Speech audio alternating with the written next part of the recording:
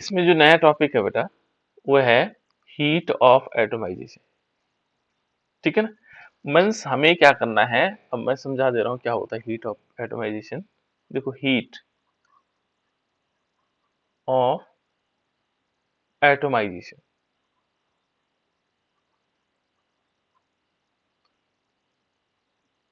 Heat of atomization यानी कि atomisation का मतलब होता है कणीकरण उष्मा। इसको बोलते हैं कणीकरण उष्मा। कणीकरण का मतलब जब हमें क्या बनाना हो, किसी का कण बनाना हो, कणीकरण ऊष्मा भी कहते हैं। यानी कि यहां पर क्या होगा कि जब हम किसी कोई क्रिस्टल हमारे पास है ना, इसकी परिभाषा ऐसे हो सकता है, माना किसी क्रिस्टल, कोई क्रिस्टल हमारे पास है ना, तो हम क्या लेते हैं, किसी क्रिस्टल, माना हमारे पास क्या है, कोई क्रिस्टल है और क्रिस्टल से एक परमाणु, क्रिस्टल से एक परमाणु, क्रिस्टल से एक परमाणु निकालने की जो प्रक्रिया होगी उससे हमें क्या करना है, एक परमाणु निकालना है। निकालने के लिए जितनी ऊर्जा की आवश्यकता होती, जितनी ऊर्जा की आवश्यकता होती,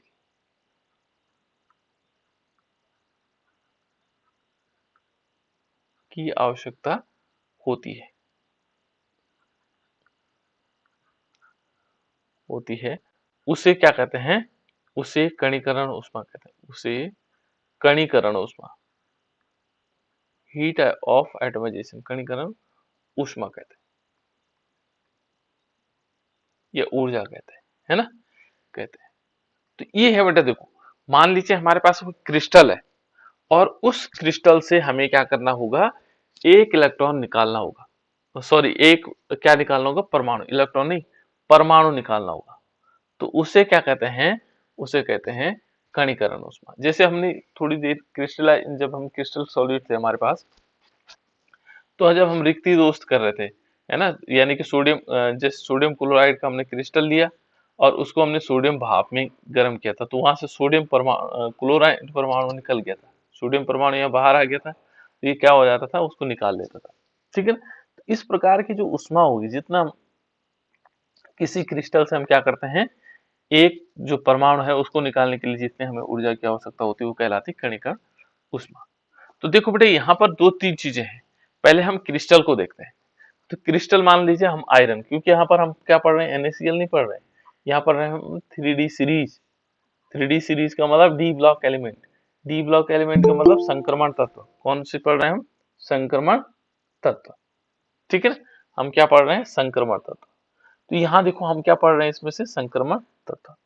तो संक्रमण तत्व में किस प्रकार से होगा, संक्रमण तत्व हमें पता है 3D सीरीज हमारे पास है, 4D सीरीज हमारे पास, 5D सीरीज हमारे पास, जिनमें 3D लास्ट में आता है, जिनमें 4D आता है, जिनमें 5D आता है। ये चौथा आवर्त है,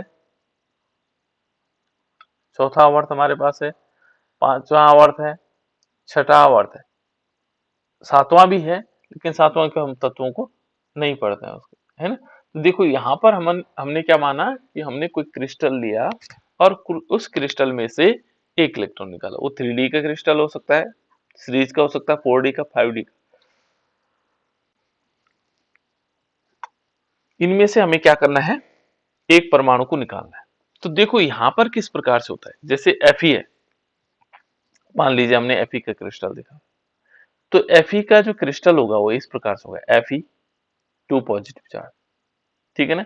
फिर दूसरा होगा Fe और 2 पॉजिटिव चार्ज, Fe और 2 पॉजिटिव चार्ज। देखो Fe और 2 पॉजिटिव चार्ज, ये हो गया बेटा। इसी प्रकार से यहाँ लगा हुआ है Fe 2 पॉजिटिव चार्ज। ये सारे Fe क्या कर रहे हैं, दो दो इलेक्ट्रॉन को त्याग कर दिए। Fe ने क्या किया, दो दो इलेक्ट्रॉन त्याग कर दिए।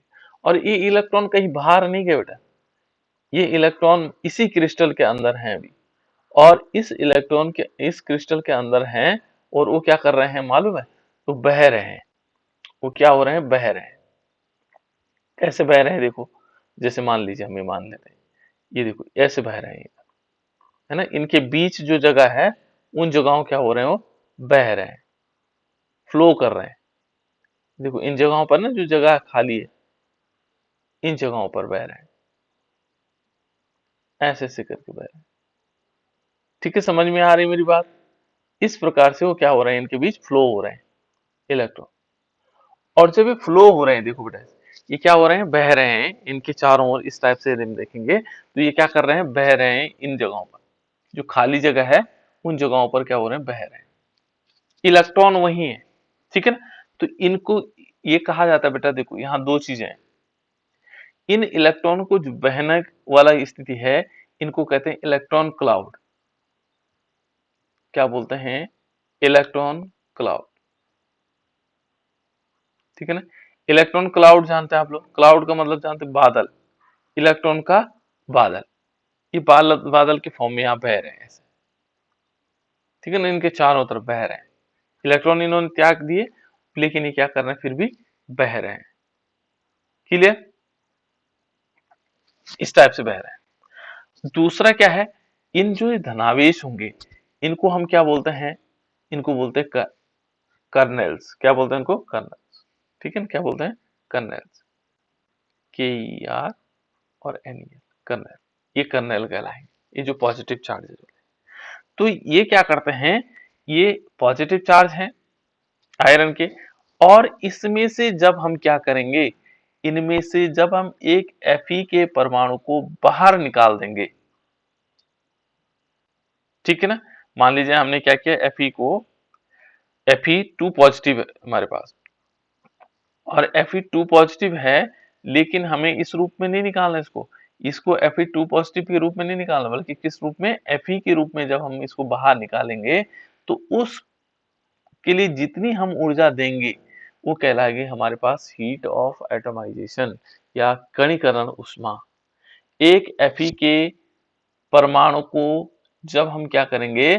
इस क्रिस्टल से बाहर निकालेंगे, तो उसके लिए जितनी ऊर्जा की आवश्यकता होगी वो कहलाएगी हमारे पास कणीकरण उष्मा, हीट ऑफ एटमाइजेशन। इसको क्या कहेंगे बेटा? Heat of atomisation. ये होगा, एक Fe को निकालेंगे, लेकिन किस रूप में निकलेगा? Fe पॉजिटिव के फॉर्म में नहीं, बल्कि किस रूप में? Fe के रूप में निकलेगा। क्लियर? इतनी बात क्लियर हुई? इसे कहेंगे हीट ऑफ एटमाइजेशन या कणीकरण ऊष्मा, ठीक है? अब ये जो हीट ऑफ एटमाइजेशन है, ये किसके बराबर होती है? ये होती बेटा, ध्यान रखना, जो हमारे पास कणीकरण ऊष्मा है वो हमेशा किसके समान होती है? यहाँ पर हम एक नोट कर लेते हैं, ये नोट है कि जो हमारे पास क्या होगी? कणीकरण ऊष्मा होगी, कणीकरण ऊष्मा समान होती है, किसके समान होती है? समान होती है melting point. Melting point, melting point का मतलब क्या हुआ? गलनांक। ये गलनांक के समान होती, ठीक है ना? कणीकरण ऊष्मा क्या कहलाएगी? गलनांक के समान होगी, है ना? तो यहाँ पर एक चीज और है, इसी की एक इंफॉर्मेशन और है। ये कहता है, क्या कहता है? कि जो 3D सीरीज है, जो हमारे पास क्या होगी? 3D श्रेणी में, 3D श्रेणी में, जो 3D श्रेणी में क्रोमियम सबसे ज्यादा क्या होती है? कणीकरण ऊष्मा होती है। 3D श्रेणी में क्रोमियम की सबसे अधिक, सबसे अधिक, देखो, सबसे अधिक कणीकरण ऊष्मा होती है, सबसे अधिक कणीकरण ऊष्मा होती है।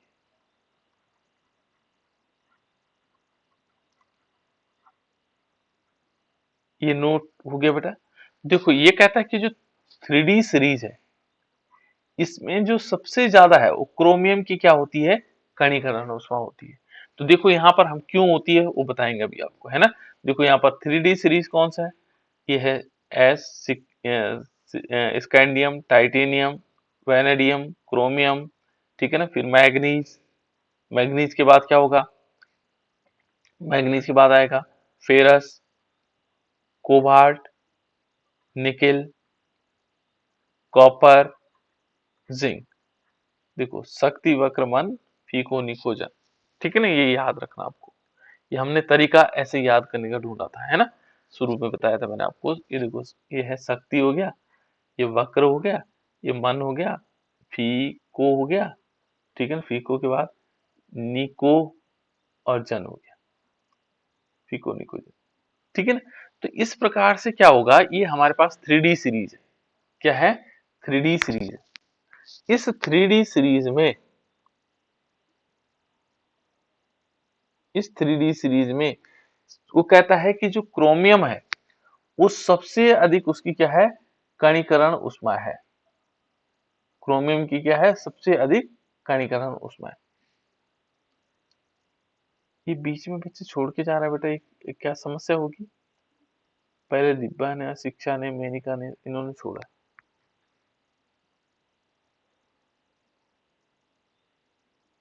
क्यों छोड़ा बेटा, लेफ्ट करके फिर ज्वाइन कर रहे हैं।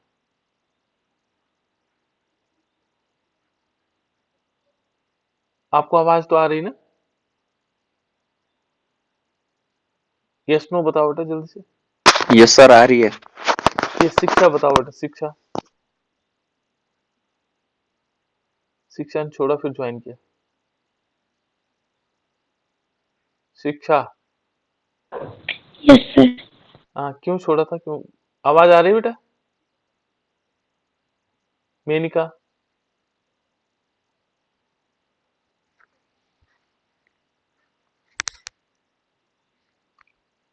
चलो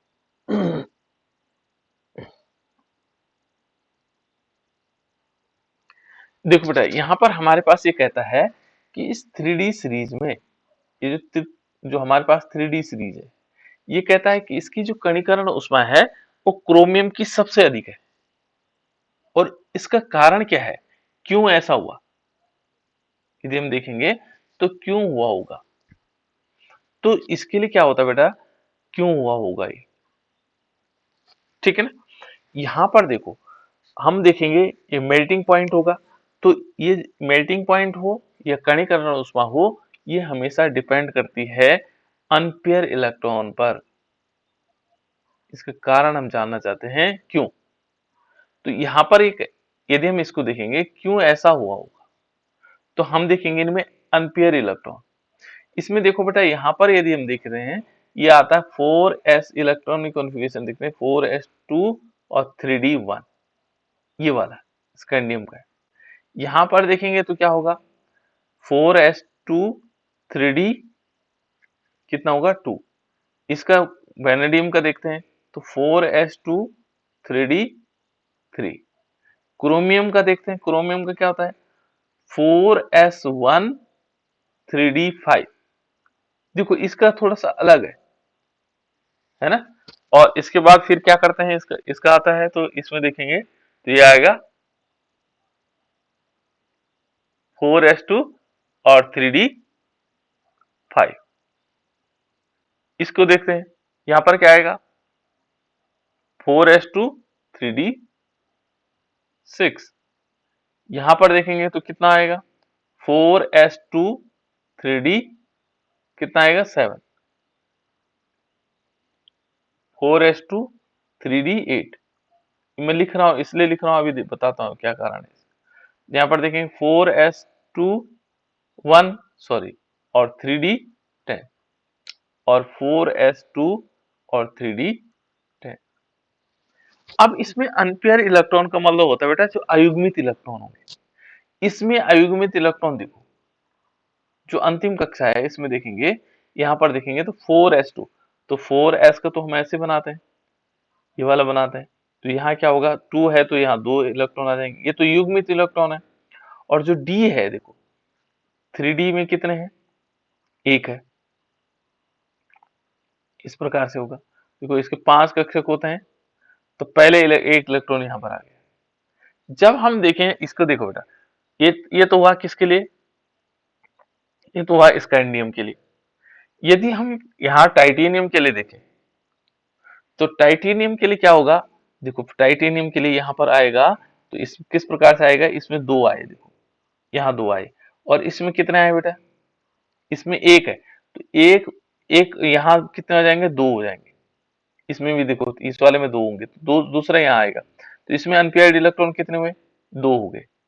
इस वाले में अनपेयर्ड इलेक्ट्रॉन स्कैंडियम में कितने हैं, देखो मैं यहाँ पर इन अनपेयर्ड इलेक्ट्रॉनों की संख्या लिखता हूँ, है ना, स्कैंडियम हो गया, टाइटेनियम हो गया, वेनेडियम हो गया, क्रोमियम हो गया, ठीक है ना, मैग्नीज हो गया, है ना। उसके बाद मैग्नीज के बाद आता है फेरस हो गया, कोबाल्ट हो गया, निकिल हो गया, कॉपर हो गया, और जिंक हो गया। ये बहुत इंपॉर्टेंट है बेटा, ध्यान रखना, ये बहुत ही ज्यादा इंपॉर्टेंट है, ठीक है ना।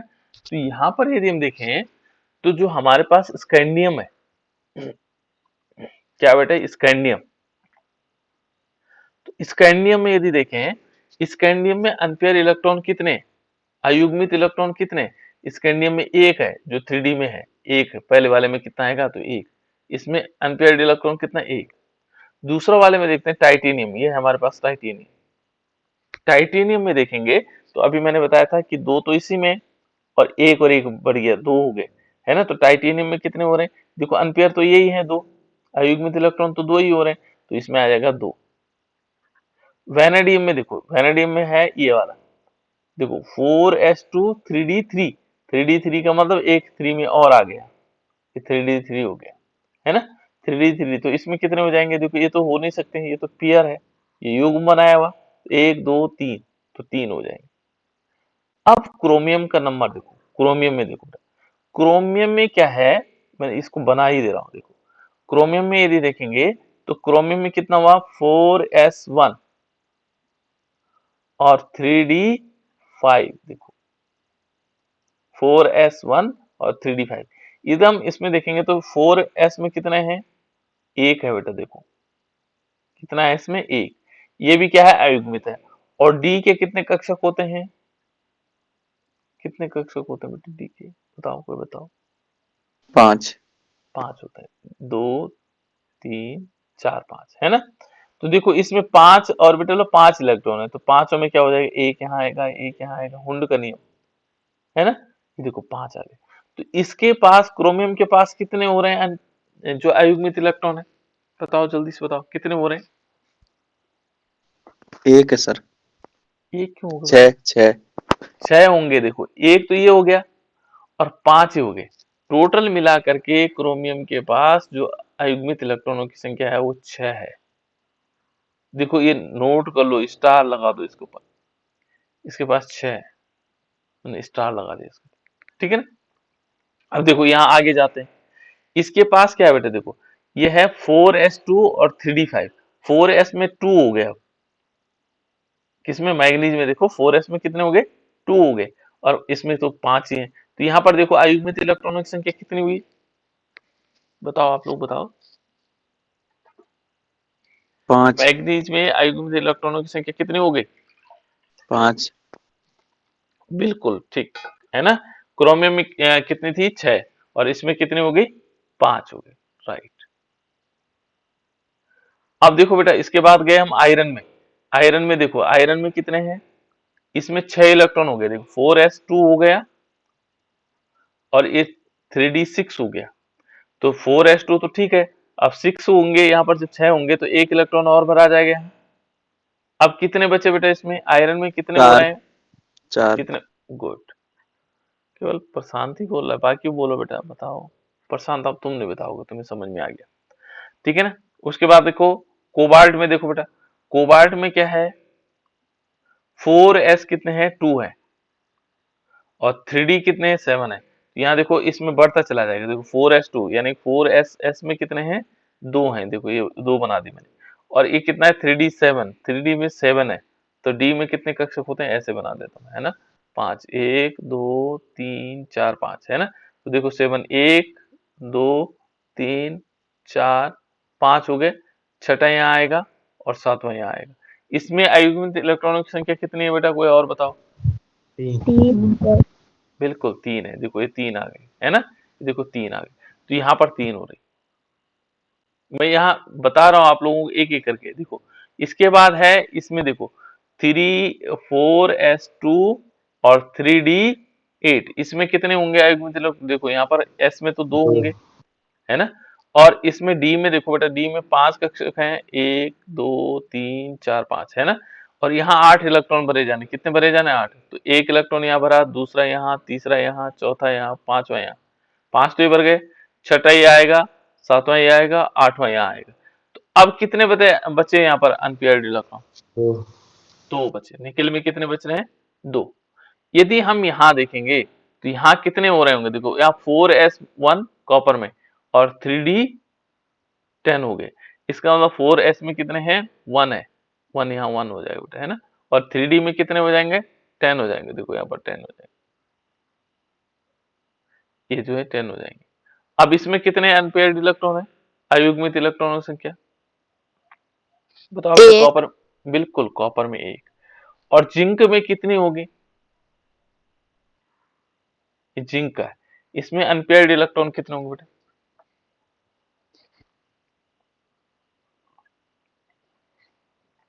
सर इसमें एक भी नहीं होगा। बिल्कुल, बहुत बढ़िया। देखो यहाँ पर यदि देखेंगे 4s में कितने हैं, दोनों के दोनों पेयर बनाए हुए, और 3d में कितने हैं 10 हैं, सब में दो दो है, सब में क्या है दो दो है। तो यहाँ हम ये समझ सकते हैं कि जब इन सब में दो दो हैं तो इसके पास जो अयुग्मित इलेक्ट्रॉन की संख्या कितनी है 0 है। तो इससे देखो सबसे ज्यादा जो अयुग्मित इलेक्ट्रॉनों की संख्या किसके पास है, क्रोमियम के पास, देखो यहाँ 6, इसके बराबर किसी के पास नहीं। और हमने कहा 3d श्रेणी में क्रोमियम की सबसे अधिक कणीकरण ऊष्मा है। कणीकरण ऊष्मा जो है इसका मतलब क्या हुआ, जिसके पास जितने ज्यादा क्या होंगे अयुग्मित इलेक्ट्रॉन होंगे उसकी जो है कणीकरण ऊष्मा उतनी अधिक होगी। समझ में आया। देखो बेटा सबसे ज्यादा किसकी है, क्रोमियम की, तो इसलिए जिसके पास जितने ज्यादा क्या होंगे अयुग्मित इलेक्ट्रॉन होंगे उस हिसाब से उसकी क्या होगी, उसके हिसाब से उसकी क्या होगी, हीट ऑफ एटमाइजेशन होगी, यानी कि कणीकरण ऊष्मा होगी। तो आप समझ गए होंगे आप लोग, कणीकरण ऊष्मा के लिए अलग अलग तरीका है। देखो कणीकरण ऊष्मा क्या हो गई, इस प्रकार से बढ़ेगी, देखो यहां से पहले स्कैंडियम से क्रोमियम तक बढ़ेगी, फिर क्या होगी घटेगी जिंक तक, ठीक है ना, इसलिए ध्यान रखना आपको, ठीक है। ये बात समझ में आ गई बेटा। यहां पर हम चाहें तो नोट भी कर सकते हैं कि जिसके पास जितने ज्यादा इलेक्ट्रॉन होंगे उसकी कणीकरण ऊष्मा उतनी अधिक होगी, इसे नोट भी कर सकते हैं आप लोग, है ना। ये क्लियर हो गया, मेरी बात समझ में आ गई होगी। और ये डिपेंड करता है हमेशा, जिसको हम बोलते हैं फोर्स ऑफ अट्रैक्शन, आकर्षण बल पर निर्भर करेगा। और आकर्षण बल हमेशा किसके कारण होता है, इलेक्ट्रॉन और प्रोटॉन के कारण, ठीक है ना। आकर्षण बल क्या होगा, यदि मान लीजिए आकर्षण बल अधिक होगा तो किसके कारण होगा आकर्षण बल अधिक, उनके बीच लगने वाला बल के कारण, ठीक है ना। तो यहाँ पर हम सिंपल कह सकते हैं कि जिसके पास जितने ज्यादा अयुग्मित इलेक्ट्रॉन होंगे वह उतना ही अधिक मात्रा में क्या करेगा, हीट ऑफ एटमाइजेशन देगा। क्लियर हुआ बेटा। अब माना मैं सपोज कहूं आप लोगों के पास कि इसमें सबसे ज्यादा, जैसे माना मैंने कहा स्कैंडियम, वैनेडियम और टाइटेनियम, इसमें हीट ऑफ आयोडाइजेशन किसका सबसे ज्यादा होगा, कणीकरण उष्मा सबसे ज्यादा किसकी होगी? कोई बताएगा बेटा? वेनेडियम। किसकी होगी? वैनेडियम की। किस इन तीनों में वैनेडियम की कह रहे हैं, है ना? देखते हैं अभी देखो, यहां देखो वैनेडियम के पास कितने हैं? 3 अयुग्मित इलेक्ट्रॉन है। टाइटेनियम के पास कितने हैं? 2 हैं। स्कैंडियम के पास 1 है। तो हमारे पास वैनेडियम। इसका मतलब आप लोगों ने सही समझा। ठीक है, समझ लिया बेटा? तो ऐसे हम कर सकते हैं, या मैं कहूं आपके पास कि इसमें से हीट ऑफ एटमाइजेशन किसकी अधिक होगी? निकेल, कॉपर और जिंक। कणीकरण उष्मा किसकी ज्यादा होगी? निकेल। गुड, निकेल की। क्योंकि इसके पास क्या है? इसके पास यदि हम देखेंगे तो निकेल के पास 2 अनपेयर्ड इलेक्ट्रॉन है। ठीक हो गया बेटा? इस प्रकार से हम क्या कर सकते हैं, इसको हीट ऑफ एटमाइजेशन को समझ सकते हैं। ठीक, इसके आगे थोड़ा और चलते हैं। ये तो है हीट एटमाइजेशन, है ना? यदि हम यहाँ पर देखेंगे तो इसका ट्रेंड जो आप लोग पीरियोडिक टेबल में किस प्रकार से होगा,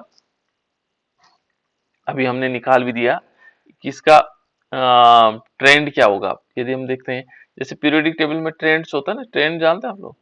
ट्रेंड का मतलब यहाँ पर होगा जैसे हम कहते हैं ना कि बाएं से दाएं जाने पर, है ना, कणीकरण उष्मा में ये प्रभाव होगा। ठीक है ना? तो यहाँ पर यदि हम देखेंगे तो हम लिख सकते हैं कणीकरण उष्मा।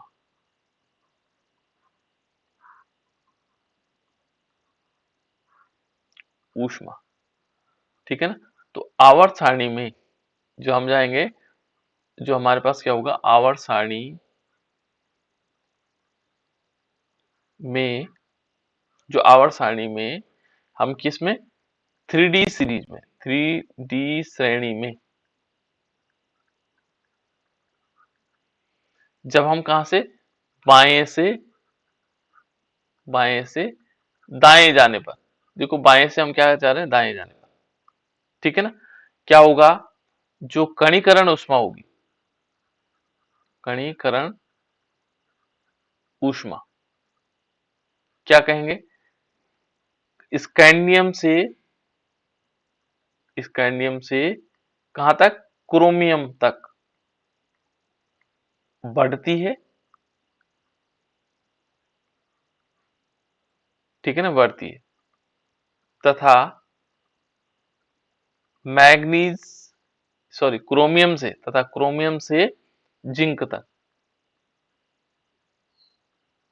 घटती है। ये होगा इसका ट्रेंड, है ना? तो यहां पर यदि देखेंगे तो क्योंकि हमें पता है, यदि हम सीरीज को लिखते हैं स्कैंडियम, टाइटेनियम, ठीक है ना, वैनेडियम, क्रोमियम, क्रोमियम के बाद मैग्नीज, ठीक है ना, manganese, ferrous, cobalt, nickel, copper, zinc. अब आप लोगों को याद होगी 3D सीरीज, है ना? यहाँ पर देखेंगे तो इसमें अयुग्मित इलेक्ट्रॉनों की संख्या 1 है, यहाँ 2 है, 3 है, 6 है, 5 है, फिर क्या होगा, 4 है, 3 2 1 0, है ना? तो यहाँ पर यदि हम देखेंगे तो इस प्रकार से क्या हो रहा है, इसमें जो 3D सीरीज है कणीकरण उसमें पहले यहाँ से यहाँ तक बढ़ रही है।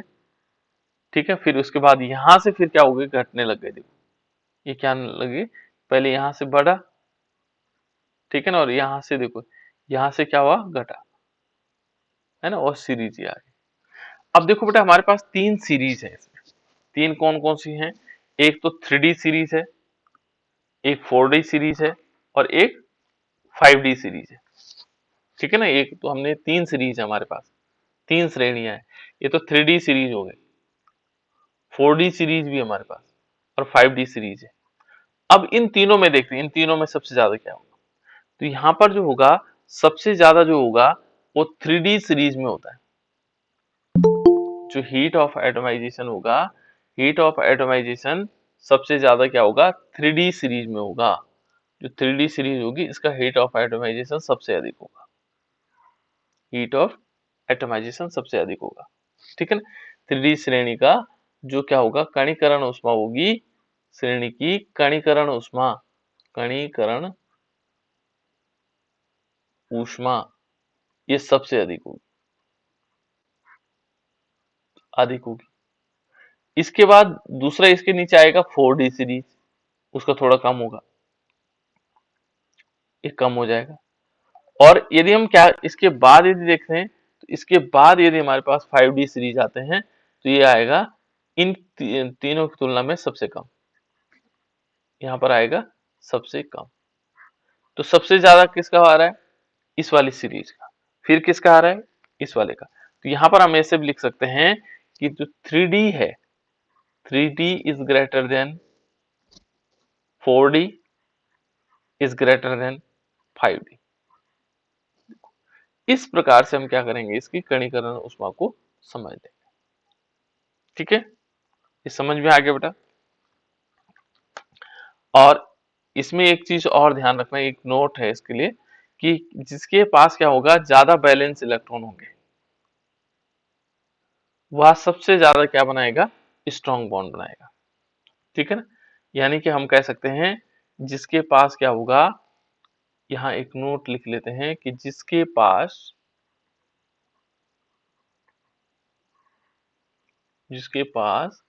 ठीक है ना, सबसे ज्यादा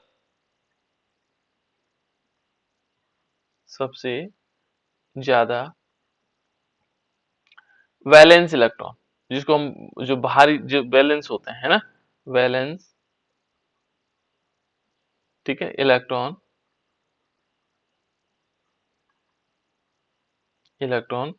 होते हैं, जिसके पास बैलेंस इलेक्ट्रॉन होते हैं, जैसे 2 5, इसके पास 5 बैलेंस इलेक्ट्रॉन है ना, और 2 3, इसके पास 3 हो जाएंगे। इस प्रकार से जिसके पास क्या होंगे, वैलेंस इलेक्ट्रॉन ज्यादा होंगे होते हैं, वो क्या होता है, वह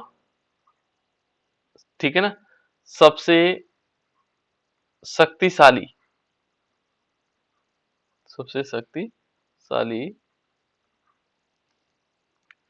बंध बनाएगा। ठीक है ना, बनाएगा, वो क्या बनाएगा, शक्तिशाली बॉन्ड बनाएगा, है ना। और जब शक्तिशाली बॉन्ड होंगे तो उनको तोड़ने के लिए हमें ज्यादा ऊर्जा चाहिए, तो उनकी जो क्या होगी, कणीकरण ऊष्मा होगी। जिनके पास शक्तिशाली बॉन्ड होंगे वो क्या हो गए, उनकी कणीकरण ऊष्मा क्या होगी, ज्यादा होगी। तो यहाँ पर हम लिख सकते हैं उनकी कणीकरण ऊष्मा कणीकरण ऊष्मा अधिक होगी। ठीक है ना, जो कठोर बॉन्ड बनाएंगे, शक्तिशाली बॉन्ड बनाएंगे, वो क्या होगी, उनकी जो कणीकरण ऊष्मा होगी वो अधिक होगी। ठीक है ना, मान लीजिए कोई बॉन्ड ताकतवर बन जाता है तो इसको तोड़ने के लिए हमें ज्यादा ऊर्जा देनी पड़ेगी, तो इसलिए क्या होगा, उसकी कणीकरण ऊष्मा ज्यादा होगी। तो ये ध्यान भी रखना बेटा। और ये हमेशा डिपेंड करता है किससे, किस पे डिपेंड कर रहा है, उनके अनपेयर्ड इलेक्ट्रॉन पर। तो इसका मतलब जब ज्यादा ताकत लगानी पड़ेगी तो इसको बॉइलिंग पॉइंट भी बढ़ेगा, ठीक है ना, मेल्टिंग पॉइंट भी बढ़ेगा। ठीक है ना, तो यहाँ पर क्या कर सकते हैं, नेक्स्ट टॉपिक है बेटा हमारे पास मेल्टिंग पॉइंट।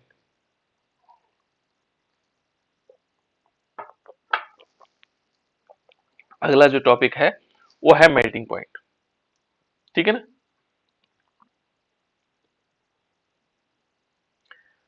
वो है मेल्टिंग पॉइंट। मेल्टिंग पॉइंट को हम कह सकते हैं, क्या कह सकते हैं, क्या बोलते हैं उसको, गलनांक। गलनांक। बिल्कुल, क्या होगा, गलनांक। नेक्स्ट टॉपिक हमारे पास गलनांक, जिसको हम कहते हैं मेल्टिंग पॉइंट। क्या बोलते हैं बेटा इसको, मेल्टिंग पॉइंट, जिसमें क्या होगा, कोई चीज गल जाएगी, ये गलनांक। ठीक है ना, पहले इस गलनांक को पढ़ने से पहले हम कुछ चीजें जानना हमें जरूरी है। ठीक है ना, गलनांक में क्या होगा बेटा, गलनांक को यदि हम पढ़ते हैं तो गलनांक को जानने से पहले कुछ चीजें हमें जाननी पड़ेगी। देखो, इसको प्रभावित करने वाला कारक कौन कौन से, किसके कारण ये प्रभावित होता है, मेल्टिंग पॉइंट किसके कारण प्रभावित होता है। तो इसमें कुछ पॉइंट्स हैं, जैसे नंबर 1 देखेंगे, एक तो है नंबर 1, वो है सममिति। सममिति जानते हैं आप लोग, सिमेट्री, अणु की सममिति।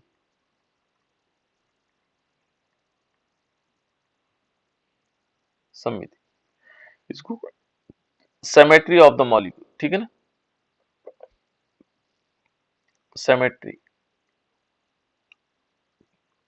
सेमेट्री डबल एम है बेटे, है ना, सेमेट्री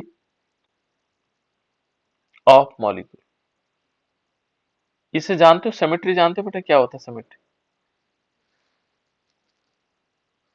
सेमेट्री का मतलब एक प्रकार का क्या होगी, सम्मिति। सम्मिति किस टाइप से हो सकती है, जैसे आप लोगों ने देखा होगा कि एक ताला है, देखो ताला देखा होगा आप लोगों ने, है ना, और उसकी चाबी है,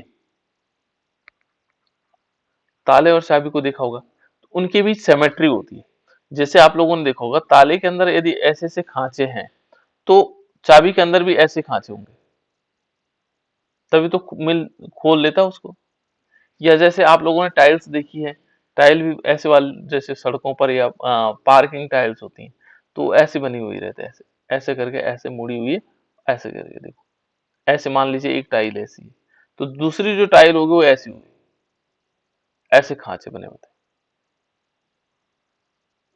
ठीक है ना, खांचे तीन चार वाली जैसे भी, इस टाइप से टाइल देखी जुड़ी हुई है ना, जो ये वाली टाइल्स होती हैं, और फिर ऐसे लगा करके, तो इनके बीच क्या होता है बेटा, सिमेट्री होती है, ये सिमेट्री है, ठीक है ना, ताले और चाबी में भी सिमेट्री होती है। अन्य जगहों पर जहां पर वो क्या करते हैं, और इस सिमेट्री के कारण क्या होगा, बॉन्ड जो है मजबूतली जुड़ जाते हैं, बहुत ताकतवर बॉन्ड होते हैं, है ना, इनके बीच देखो ये जल्दी से अलग अलग नहीं होते, क्योंकि सिमेट्री बनी हुई है, जैसे इसको जरूरत थी वैसे इसमें फिट हो गया है, ठीक है ना, फिट हो गया, तो ये जल्दी से अलग अलग नहीं होंगे। यदि हम सिंपल ऐसे वाले लेते हैं, सिंपल ऐसे वाले लेते हैं, तो हो सकता है ये अलग अलग हो जाए, है ना, लेकिन इनके बीच क्या बने हुए हैं, एक सिमेट्री बनी हुई, तो ये सिमेट्री होती है, ठीक है ना, अणु की समिति। दूसरा प्रभावित करता है बेटा, यदि आप देखो इनके बीच सिमेट्री होगी मॉलिक्यूल के बीच में, तो उन बॉन्ड को तोड़ना मुश्किल होगा, बॉन्ड को तोड़ना मुश्किल हो जाएगा तो गलनांक बढ़ेगा। समझ में आ रहा है, यानी कि गलनांक को प्रभावित करने वाला पहला जो कारक है, ठीक है ना, वो कौन सा है, सिमेट्री ऑफ द मॉलिक्यूल। इसके ऊपर लिख भी सकता हूं मैं, कैसे, देखो यहाँ पर एक चीज लिख लेते हैं, गलनांक को प्रभावित करने वाले कारक, ठीक है ना, या गलनांक को प्रभावित करने वाले कारक कौन से हो सकते हैं, तो यहाँ हम ऐसे लिख सकते हैं, गलनांक को प्रभावित करने वाले कारक, प्रभावित करने वाले कारक, प्रभावित करने वाले कारक कौन कौन से, तो ये जो गलनांक को प्रभावित करने वाले कारक है हमारे पास, ठीक है ना, पहले क्या होगा, सम्मिति होगी इसकी, ठीक है, सिमेट्री ऑफ द मॉलिक्यूल। दूसरा देखो बेटा, दूसरा क्या होगा, हाइड्रोजन बंध। हाइड्रोजन बॉन्ड पता है आपको कितने बढ़िया वाले बॉन्ड होते हैं, हाइड्रोजन बॉन्ड, हाइड्रोजन बंध।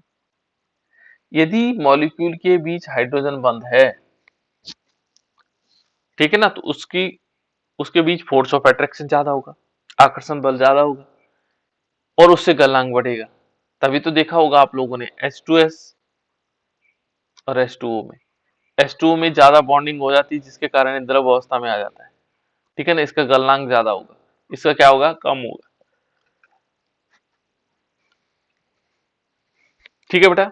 तो यदि किसी में हाइड्रोजन बंध है तो निश्चित तौर पर उसका गलनांक क्या होगा, ज्यादा होगा। समझ में आ रही बात, ये प्रभावित करने वाले कारक है। तीसरा है वांडरवाल बल, वांडरवाल बल, ठीक है ना, वांडर वाल बल, ये भी जिनके बीच होगा, जिन मॉलिक्यूल के बीच, उसका गलनांक बढ़ेगा, ठीक है ना। और तीसरा है बेटा कणों का सतही आकार, कणों का या अणु का सतह आकार, अणु का सतह का आकार,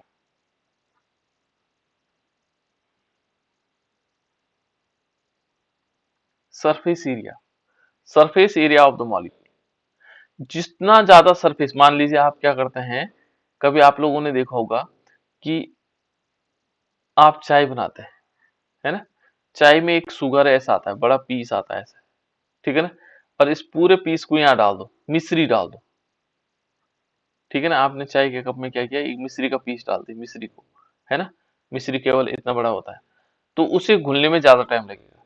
लेकिन आपने क्या किया, चीनी डाली, तो उसे जल्दी घुल जाएगी। और चीनी को क्या करके दिया, पीस दिया, इसको बारीक पीस करके हमने डाला तो और जल्दी घुलेगा, क्योंकि इसका जो सरफेस एरिया है वो कम है, चीनी का थोड़ा ज्यादा हो गया, और जो पीसा हुआ उसका एरिया तो और ज्यादा बढ़ गया, है ना। जैसे हमने टॉफी मुंह में रखी, टॉफी तो आप लोग खाते हैं, ठीक है ना, टॉफी को पूरी रखो मुंह में और इसको चूसते रहो, तो इसमें लगेगा 5 से 7 मिनट इसको पिघलने में। लेकिन आपने इसको दांत से तोड़ दिया और एक ऐसे ऐसे टुकड़े बना दिए मुंह के अंदर, देखो ये छोटे छोटे एरिया, तो उसने उसने क्या कर दिया, उसका सरफेस एरिया बढ़ा दिया। कौन सा एरिया बढ़ा दिया, सरफेस एरिया, यानी कि जो सतह का क्षेत्रफल वो बढ़ा दिया। ये देखो इसके चारों ओर यहाँ पानी जा सकता है, इसमें पानी, तो ये जल्दी पिघलने, यानी कि इसे कितने मिनट में, 1 मिनट में आपके मुंह से टॉफी खत्म, ठीक है ना। नहीं तो यदि आप चूसते रहे, क्योंकि उसका सरफेस एरिया कम है। तो जो बड़े मॉलिक्यूल होते हैं, जो सतह का आकार होगा बड़ा होगा, तो क्रिया क्या होगी, धीमी गति। तो यहाँ पर क्या होगा, यदि सतह का आकार बड़ा हुआ, बड़ा कब होगा, जब छोटे छोटे पीस में होगा, है ना, छोटे छोटे पीस में होगा तब सतह का आकार बढ़ेगा, तो उससे क्या होगा, गलनांक भी बढ़ेगा। गलनांक क्या बढ़ेगा, गलनांक बढ़ेगा, मेल्टिंग पॉइंट, ये अणुओं पर डिपेंड करता है। उसके बाद होता है बेटा इसमें सरफेस एरिया हो गया। उसके बाद यदि हम देखेंगे पोलरिटी, पोलरिटी जानते हैं आप लोग, ध्रुवता, पोलरिटी, ध्रुवीय मॉलिक्यूल्स हैं, तो ध्रुवीय मॉलिक्यूल क्या करते हैं हमेशा, जैसे माना H+ और Cl- है, या Na+Cl- है, तो जब ये ध्रुवीय मॉलिक्यूल डालेंगे किसी उसमें, तो वहां पर क्या होगा, उसका बॉइलिंग पॉइंट, या जिसको हम कह सकते हैं, सॉरी, मेल्टिंग पॉइंट बढ़ेगा, उसका गलनांक भी बढ़ेगा।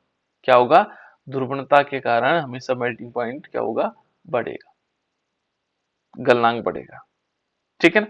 और तीसरा है इसमें मेटेलिक बॉन्डिंग, ठीक है ना, धात्विक बंध। छठा इसमें है धात्विक बंध।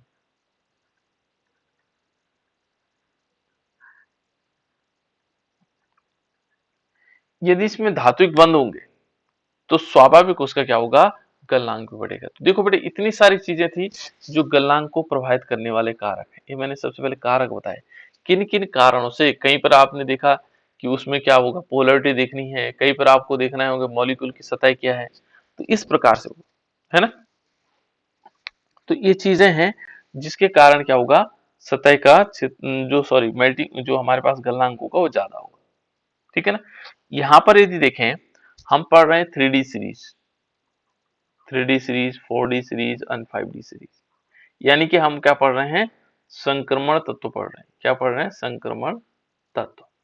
ये सारे के सारे क्या है बेटा, संक्रमण तत्व है, जिनमें डी कक्षक क्या होते हैं, अपूर्ण होते हैं। डी कक्षक क्या होते हैं, डी कक्षक अपूर्ण होते हैं, उनको हम क्या बोलते हैं, संक्रमण तत्व कहते हैं। संक्रमण तत्वों की विशेषताएं क्या होती है, ये रंगीन होते हैं, कलर्ड होते हैं। ये क्या होते हैं, रंगीन होते हैं, कलर होते हैं, कलरफुल। अब बनाएंगे इनके अलग अलग कलर, अलग अलग मेटल के कलर देखेंगे हम, ठीक है ना। देखो ये 2-3 विशेषताएं हैं इनकी, संक्रमण तत्व डी कक्षा अपूर्ण होती है और रंगीन होते हैं, कलर्ड होते हैं, ठीक है ना, उन्हें हम संक्रमण तत्व कहते हैं। अब इन संक्रमण तत्वों में हम देखते हैं कि जो क्या होगा, गलनांक होगा किस प्रकार से होगा। तो पहले ग्रुप में देखते हैं, ठीक है ना। हम देखते हैं इसमें, पहले इसमें क्या होगा कि यहां देखते हैं किस वाले से, scandium, titanium, vanadium, chromium, manganese, याद हो गए होंगे आपको, ferrous, cobalt, nickel, copper and zinc, याद हो गए होंगे सबको। पहले देखेंगे बेटा यहाँ पर, तो मैंने क्या बताया था, इसमें अयुग्मित इलेक्ट्रॉनों की संख्या 1 2 3 6 5 4 3 2 1 0, ठीक है ना। ये ध्यान रखना कि इसमें क्या होता है कि जितना इसमें क्या होगा, यहां पर गलेगा कौन ज्यादा, जिनके बीच जो है आकर्षण बल कम होगा।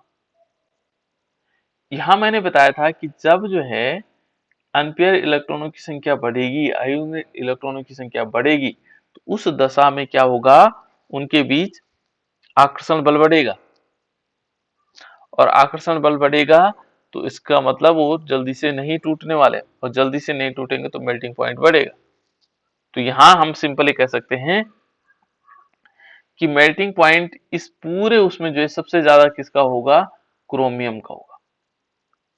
जो छठा, ये जो हमारे पास यहाँ दिखाई दे रहा है, इस ग्रुप का मेल्टिंग पॉइंट अधिक होगा, गलनांक ज्यादा होगा। फिर यहाँ पर देखेंगे तो गलनांक कैसे घटता चला जाएगा, सबसे कम गलनांक किसका होगा, जिंक का। ये तो हुआ। तो इस प्रकार से यदि देखते हैं यहां तक तो बढ़ेगा, और इसके बाद क्या होगा, घटेगा। और सबसे ज्यादा जो गलनांक है उसके किसका है, क्रोमियम वर्ग का है। यदि हम इसको देखेंगे तो ये तीसरा वर्ग है, ये चौथा वर्ग है, ये पांचवा है, ये छठा छठा वर्ग है, सातवां है, आठवां है, नौवां है, 10वां है, 11वां है और 12वां है। इससे पहला और दूसरा वर्ग कौन सा है, वो हमारे पास क्षारीय धातु है, ठीक है ना, जैसे सोडियम वाला वर्ग हो गया, और उसके बाद बेरिलियम वाला वर्ग, ठीक है ना। इधर देखेंगे बेटा तो इधर 6 और है, 18 होते हैं वर्ग, ठीक है ना। तो हम केवल डी ब्लॉक एलिमेंट पढ़ रहे हैं, तो डी ब्लॉक एलिमेंट में थर्ड वर्ग से लेकर के और 12 वर्ग होते हैं। इनमें से सबसे ज्यादा किसका होता है, क्रोमियम वाले वर्ग का, यानी कि छठे वर्ग का क्या होगा, गलनांक सबसे अधिक होगा। और छठे वर्ग में और तत्व कौन कौन से हो सकते हैं, छठे वर्ग में यदि हम देखेंगे, क्रोमियम हो गया, ठीक है ना, मोलिब्लेडनम हो गया, एमओ जो इसके नीचे वाला है 4D सीरीज में, और लास्ट वाले में टंगस्टन होता है, टंगस्टन डब्ल्यू। ये क्या है बेटा, टंगस्टन। ये बहुत इंपॉर्टेंट, टंगस्टन देखा आप लोगों ने कहाँ मिला होगा, कहाँ जाना होगा आप लोगों ने, टंगस्टन बल्ब के अंदर होता है सर। बिल्कुल फिलामेंट जो बनते हैं उसके, क्यों बनाते हैं बेटा इसके फिलामेंट, सर इसका गलनांक सर बहुत वो होता है। बिल्कुल पता लग गया ना आपको। देखो आज तक हमने केवल सुना था, आज हम समझ गए होंगे कि देखो स्कैंडियम से जब हम वेनेडियम क्रोमियम तक जाते हैं तो क्रोमियम का गलनांक सबसे अधिक हो जाता है, फिर डाउन होता है क्योंकि इसके पास अयुग्मित इलेक्ट्रॉन है। और देखो बेटा इसमें भी क्या होगा, इसी ग्रुप के सारे ग्रुप में ऐसे ही तो हो रहा होगा जैसे इसमें हो रहा है। यहाँ से जाएंगे मोलिब्डेनम तक बढ़ेगा, यहाँ से जाएंगे तो टंगस्टन तक बढ़ेगा। और जब ऊपर से नीचे जाते हैं बेटा तो ये भी इंक्रीज करता है, क्या होता है, बढ़ता है। इंक्रीज माने बढ़ना, बढ़ रहा है किसका, मेल्टिंग पॉइंट बढ़ रहा है, गलनांक बढ़ रहा है। तो सबसे इस पूरी पीरियोडिक टेबल में, ठीक है ना, पूरे पीरियोडिक टेबल में या डी ब्लॉक एलिमेंट्स में मेल्टिंग पॉइंट क्या होगा, सबसे ज्यादा क्या होगा, किसका अधिक होगा। यह तो हम सीधे लिख सकते हैं आवर्त सारणी में, जो आवर्त सारणी है, आवर्त सारणी में टंगस्टन है, टंगस्टन में डब्ल्यू क्या होगा बेटा, टंगस्टन, इसको बोलते हैं टंगस्टन। टंगस्टन देखा होगा फिलामेंट लगाया जाता है, जो बल्ब है उसके फिलामेंट लगाए जाते हैं, क्या होगा, टंगस्टन,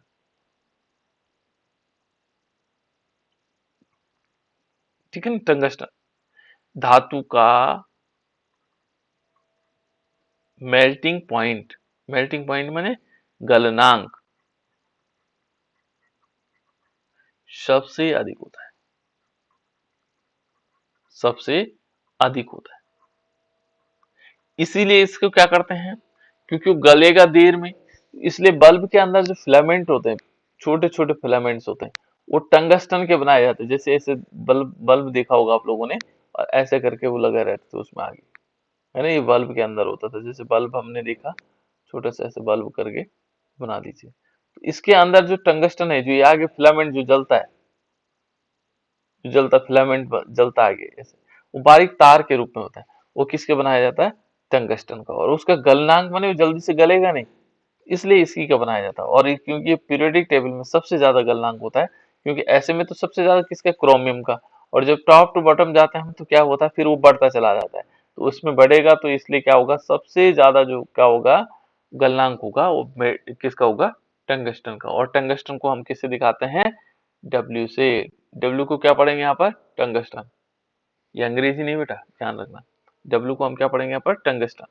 तो यहाँ पर जो सबसे ज्यादा क्या होगा, मेल्टिंग पॉइंट होगा, वो टंगस्टन का होगा। और उसका कारण क्या है, उसका कारण आप लोग समझ गए होंगे, इनमें क्या होते हैं सबसे ज्यादा अयुग्मित इलेक्ट्रॉन होते हैं, अयुग्मित इलेक्ट्रॉन से क्या होगा, फोर्स ऑफ अट्रैक्शन बढ़ेगा, फोर्स ऑफ अट्रैक्शन बढ़ने से क्या होगा, फोर्स ऑफ अट्रैक्शन बढ़ने से क्या होगा, उनका गलनांक बढ़ जाएगा।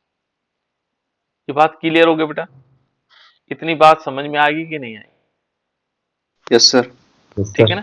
तो जो बॉइलिंग पॉइंट का जो ट्रेंड होगा बेटा, देखो यहाँ पर हमने ध्यान रखना कि जो बॉइलिंग सॉरी मेल्टिंग पॉइंट का जो ट्रेंड होगा वो क्या होगा, पहले मेल्टिंग पॉइंट क्या होगा, यहाँ तक बढ़ेगा, कहाँ तक बढ़ेगा, क्रोमियम तक बढ़ेगा। ठीक है ना। और क्रोमियम के बाद क्या होगा, क्रोमियम से लेकर के और जो जिंक तक होगा फिर वो घटता चला जाएगा। कौन, गलनांक। ठीक है ना, गलनांक क्या होता चला जाएगा, घटता चला जाएगा। इस प्रकार से उसके बाद है बेटा एक नेक्स्ट पॉइंट है, वो है बॉइलिंग पॉइंट। नेक्स्ट पॉइंट कौन सा है, बॉइलिंग पॉइंट, जिसको हम क्या बोलते हैं, बॉइलिंग पॉइंट किसको बोलते हैं, क्वथनांक को क्या बोलते हैं, क्वथनांक, क्वथनांक। ठीक है ना। चलो इसको मैं कल बता दूंगा आप लोगों को क्वथनांक में क्या क्या परिवर्तन आते हैं।